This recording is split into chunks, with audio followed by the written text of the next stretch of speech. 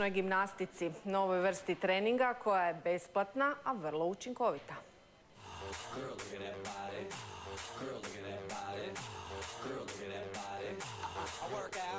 Ako u obližnjem parku ili dječjem igralištu naiđete na prizor poput ovog u zagrebačkim Sveticama, ne čudite se. To je street workout ili ulično vježbanje koje kombinira gimnastiku s elementima akrobacije. To je nekakva subkultura, znači trebate ići od jednog do drugog parka, svako se nekak držao za sebe i trebao je nekakav savez, kao što smo osnovali Hrvatski street workout savez, da se ljudi povežu i da zajedno mogu vježbati. Savez danas ima 400-tinjak članova u 11 klubova diljem Hrvatske. Ozbiljna je to disciplina u kojoj već imamo prvake.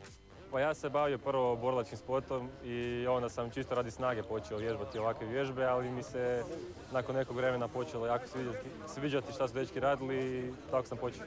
Prošle godine kod nas to bio jedan sport u kojem ste ovdje mogli vidjeti možda 5-6 dečki svaki dan, a sada evo na običan dan ih bude preko 30.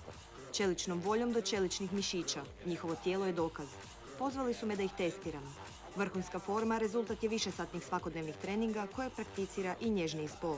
Velika prednost toga stvarno što je besplatno, na otvorenom je, u principu se može vježbati u svim vremenskim uvjetima. Besplatan, učinkovit i atraktivan. Sve je to